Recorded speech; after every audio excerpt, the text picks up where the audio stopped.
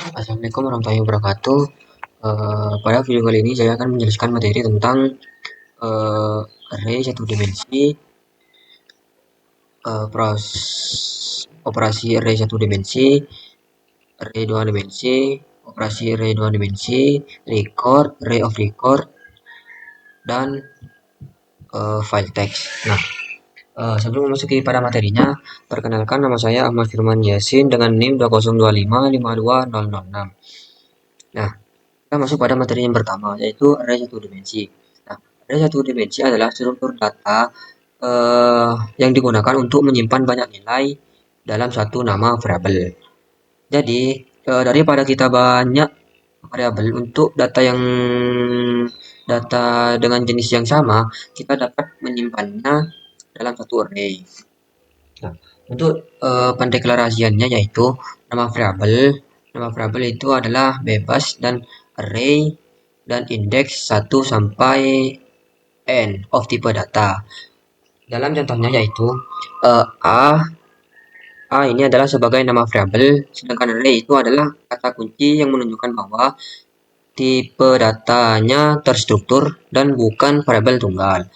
Nah, dengan indeks 1,5 yang mempunyai 5 slot atau lokasi yang diberi nomor urut of integer. Integer ini adalah tipe data yang semua isi slot tersebut wajib berupa angka bulat. Contohnya, jika kita mempunyai array dengan ukuran 5, maka array tersebut memiliki 5 slot penyimpanan. Pada banyak bahasa pemrograman, indeks array ini dimulai dari angka 0. Jadi untuk array yang berukuran 5, indeksnya adalah 0, 1, 2, 3, dan 4. Misalnya A indeks 2 diberi nilai 7, maka indeks akan muncul pada nomor 2 dengan diberi nilai 7. Nah, seperti ini. Nah, sekarang kita masuk pada operasi array satu dimensi. Yang pertama yaitu adalah bubble sort. Bubble sort membandingkan dua data yang berdekatan. Jika ada di sebelah kanan lebih kecil daripada sebelah kiri, maka tukar posisinya. Contohnya pada data 72953. Nah, kita bandingkan dulu angka 7 dengan angka 2. Apakah angka 7 lebih besar dari angka 2?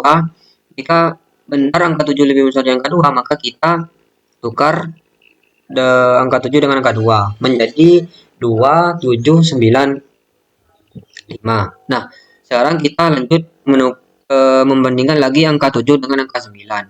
Apakah angka 7 dengan angka 9 lebih besar dari apakah angka 7 lebih besar dari angka 9? Jika tidak, maka kita akan terus membandingkan dengan angka selanjutnya, yaitu dengan angka 5. Apakah angka 7 lebih besar dari angka 5? Jika benar, maka kita tukar angka 7 dengan angka 5 menjadi 25973.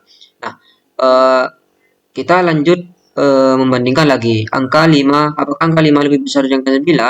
Jika tidak, maka akan lanjut membandingkan lagi dengan angka selanjutnya, yaitu apakah angka 5 lebih besar dari angka 7? Jika tidak benar, maka lanjut dengan angka selanjutnya, yaitu angka 3. Apakah angka 3 lebih besar dari apakah angka 5 lebih besar dari angka 3? Jika benar, maka akan menukar posisinya. Maka proses ini dilakukan terus-menerus hingga data terurut menjadi 2, 3, 5, 7, 9. Nah, ini penukaran nilainya yaitu swapping. Untuk menukar nilai antara dua variabel, kita memerlukan variabel bantuan atau variabel sementara. Intinya, bubble sort membandingkan dua angka. Jika salah urut, maka angka terus ditukar sampai menemukan atau sampai semuanya terurut. Nah, yang kedua yaitu selection sort. Selection sort merupakan pengurutan sederhana yang bekerja dengan cara mencari elemen terkecil atau terbesar dari bagian daftar yang belum terurut dan memindahkannya ke posisi yang benar. Contohnya pada data 75921. Nah, pada data ini kita akan mencari angka yang terkecil.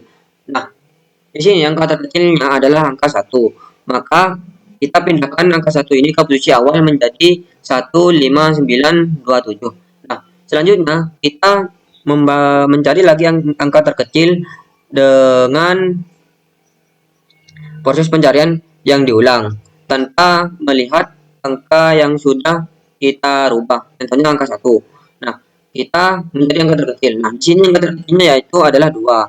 Kita tukar dengan angka 5 menjadi 12953. Selanjutnya kita mencari angka terkecil lagi sampai berulang-ulang dengan nanti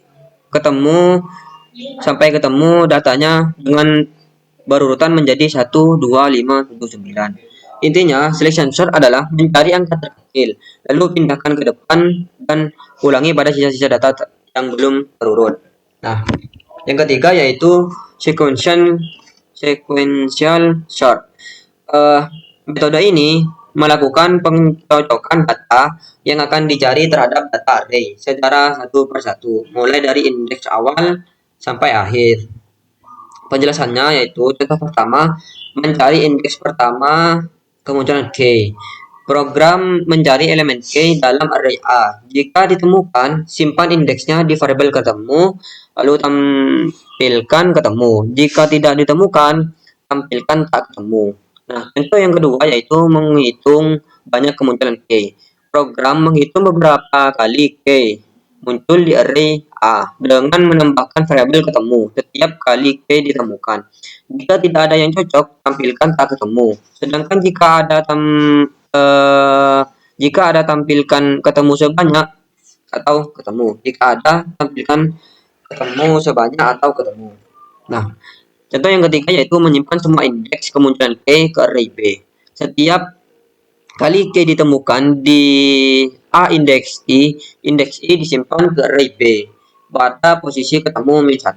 Setelah selesai, jika tidak ada yang cocok, tampilkan tak ketemu. Jika ada, tampilkan ketemu. Dan array B akan berisi indeks tempat K ditemukan mulai dari posisi 0. Catatan, N adalah jumlah elemen dalam array atau ukuran array. Indeks dimulai dari 0. Nah, sekarang kita lanjut pada array 2 dimensi.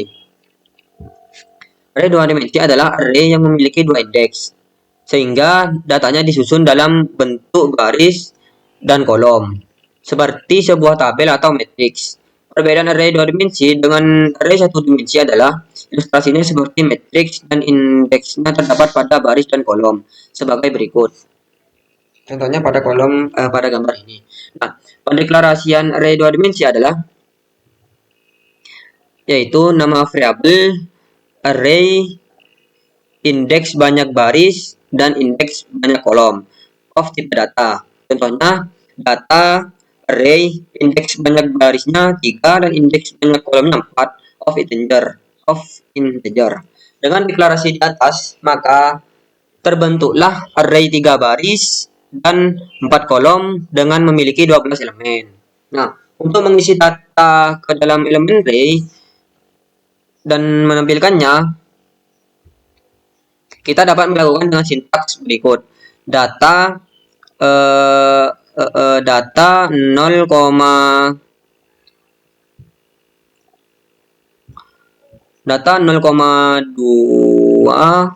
data indeks 0,2 sama dengan 7.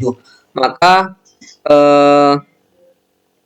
angka 7 disimpan atau masuk ke dalam ke 02.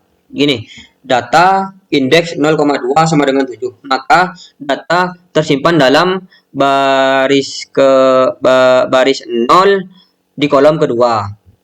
Contohnya pada gambar ini. Nah, untuk menampilkannya kita bisa menggunakan red. Dalam kurung data indeks 0,2 maka akan muncul angka 7. Nah, sekarang kita lanjut pada operasi array 2 dimensi. Yang pertama yaitu adalah penjumlahan. Penjumlahan array 2 dimensi. Penjumlahan array 2 dimensi ini adalah operasi yang dilakukan dengan menjumlahkan setiap elemen dari dua array atau matriks yang memiliki jumlah baris dan kolom yang sama. Nah, setiap elemen pada posisi yang sama dijumlahkan dengan menghasilkan dijumlahkan untuk menghasilkan array baru. Sebagai contohnya, yaitu cara menghitungnya yaitu 4 ditambah 3 hasilnya 7, 3 ditambah 1 hasilnya 4, 2 ditambah 1 hasilnya 3, 6 ditambah 2 hasilnya 8, 1 ditambah 5 hasilnya 6, 5 ditambah 4 hasilnya 9. Nah, apabila kita melakukannya dengan proses penjumlahan secara satu persatu, maka dilakukannya seperti cara berikut pada contoh ini. 4 ditambah 3, 3 ditambah 1, 2 ditambah 1, 6 ditambah 2. Nah, kita lanjut pada yang nomor 2 yaitu perkalian matriks. Perkalian matriks adalah operasi pada array dua dimensi yang dilakukan dengan mengalihkan dua buah matriks. Berbeda dengan penjumlahan matriks. Yang berbeda dengan penjumlahan matriks yang menjumlahkan elemen pada posisi yang sama. Nah, perkalian matriks ini dilakukan dengan mengalihkan elemen-elemen pada setiap baris matriks. Pertama dengan elemen-elemen pada setiap kolom matriks kedua. Kemudian hasil perkalian tersebut dijumlahkan. Nah, contohnya yaitu dengan 4 dikali 3, 3 dikali 1 hasilnya ditambahkan menjadi 15. 4 dikali 1, 3 dikali 2 hasilnya ditambahkan menjadi 10. 4 dikali 4, 3 dikali 5 hasilnya ditambahkan menjadi 31. 2 dikali 3, 6 dikali 1 hasilnya ditambahkan menjadi 12. 2 dikali 1, 6 dikali 2 hasilnya ditambahkan menjadi 14. 2 dikali 4, 6 dikali 5 hasilnya ditambahkan menjadi 38. Dan seterusnya. Apabila mengikuti proses perkaliannya, kita bisa dapat melakukannya dengan sintaks berikut seperti contoh pada gambar di sini. Nah, kita lanjut pada materi selanjutnya yaitu record. Nah, dalam satu kesatuan, meskipun setiap data memiliki tipe yang berbeda, dengan record berbagai informasi tentang satu objek dapat disimpan dalam satu variabel yang terdiri dari beberapa bagian yaitu yang disebut flag atau atribut. Nah, contohnya, data seorang mahasiswa tidak hanya terdiri dari nama saja, tetapi juga memiliki NIM, program studi, umur, dan alamat. Semua informasi tersebut dapat disimpan dalam satu record, sehingga lebih rapi dan mudah dikelola. Nah, untuk pendeklarasiannya yaitu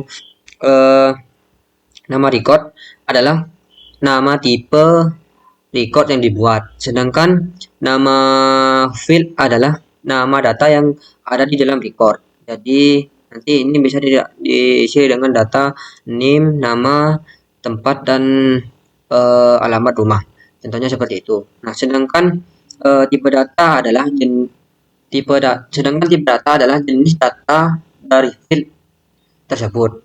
Nah, pada contoh data mahasiswa, file name ini bertipe data integer, sedangkan nama bertipe data string, dan file umur bertipe data integer, dan nilai bertipe data real. Semua file tersebut dikelompokkan dalam satu record bernama data mahasiswa, lalu digunakan untuk membuat variabel mahasiswa. Dengan record, data yang saling berhubungan dapat disimpan dengan lebih rapi dan mudah diakses.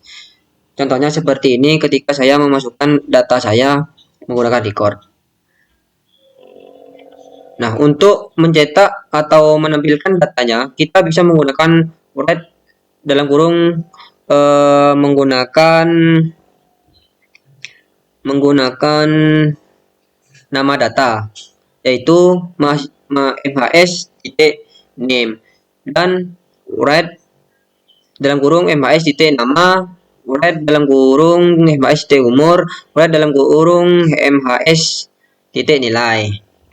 Nah, kita lanjut pada materi selanjutnya, yaitu array of record.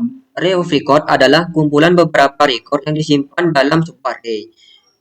Jika record digunakan untuk menyimpan satu objek, maka array of record digunakan untuk menyimpan banyak objek yang memiliki struktur data yang sama. Contohnya adalah menyimpan data banyak mahasiswa dalam satu variabel.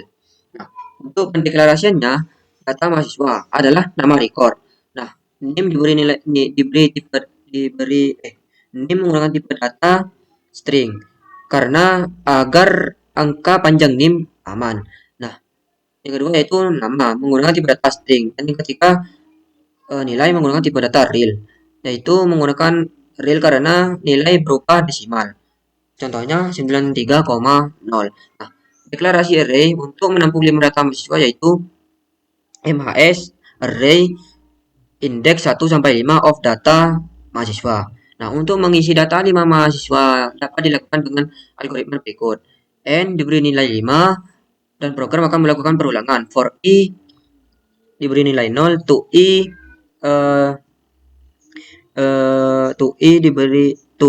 diberi nilai n-1. Nah, pengguna akan memasukkan nama, NIM, umur, nilai. Nah, program akan menggunakan write ketikkan NIM mahasiswa ke I. Berarti program akan menampilkan data mahasiswa ke I. I tadi diberi nilai 0. Berarti program akan menampilkan NIM mahasiswa, nama mahasiswa, umur mahasiswa, nilai mahasiswa ke indeks 0 atau data 0.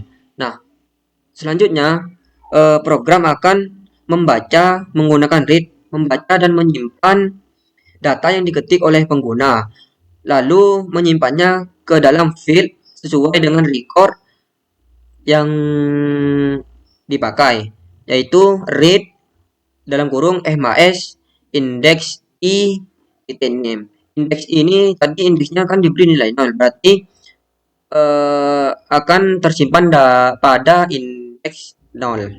Nah, setelah semuanya semua data mahasiswa ini sudah bisa ditampilkan, dan selanjutnya program akan melakukan perulangan lagi untuk data mahasiswa yang berikutnya. Nah, untuk menampilkan data kita bisa menggunakan for I diberi nilai 0, to I diberi nilai n-1 do. Write data mahasiswa ke 1. Program akan menampilkan data mahasiswa. Write data mahasiswa ke I. Nah, program akan menampilkan data mahasiswa yang berisi NIM, nama, umur, nilai pada data atau I. I tadi diberi nilai 0. Nah, berarti program akan menampilkan data mahasiswa di indeks 0. Setelah semua data bisa ditampilkan, program akan melakukan perulangan lagi dan menampilkan data mahasiswa berikutnya. Ini contoh array of record mahasiswa yang sudah bisa ditampilkan. Sekarang kita masuk pada materi yang terakhir, yaitu file text. Nah, file text ini merupakan kumpulan byte-byte yang disimpan dalam media penyimpanan yang berisi data. File text ini merupakan kumpulan byte-byte yang disimpan dalam media penyimpanan. Nah, yang berisi data karakter ASCII yang jumlahnya tidak tentu dan dapat ditambah atau dikurangi jika dibutuhkan. Nah, file text ini memiliki beberapa karakteristik sebagai berikut. Yang pertama yaitu berisi data karakter ASCII. Nah,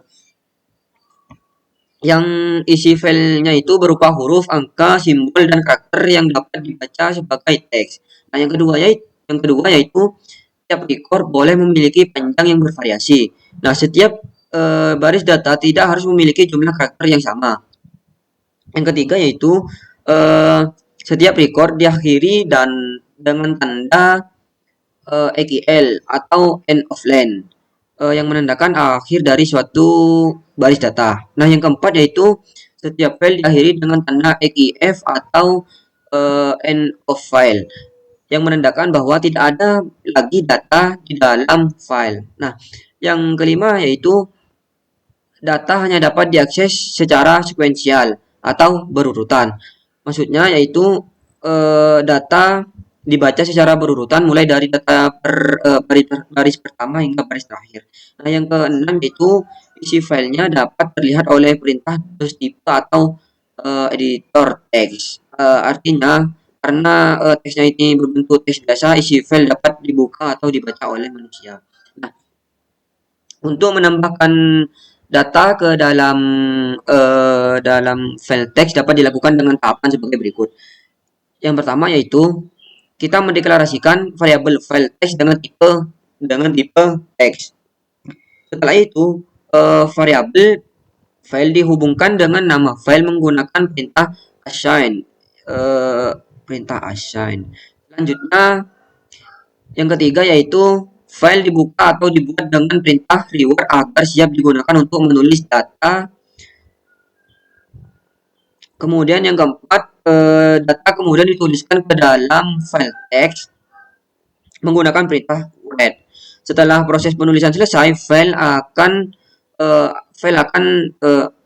harus ditutup menggunakan perintah close agar file atau data tersimpan dengan baik. Nah, dengan file teks ini, file harus dapat menyimpan data seperti data mahasiswa, daftar nilai, atau laporan hasil program, sehingga dapat dibaca kembali pada saat yang diperlukan. Nah, ya, lanjutnya yaitu contoh membuat file teks hello text.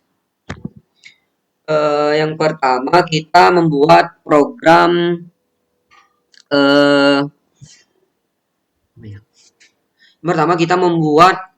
program untuk mendeklarasikan variabel dengan tipe teks. Contohnya ini, nama variabelnya itu vartex dengan tipe teks.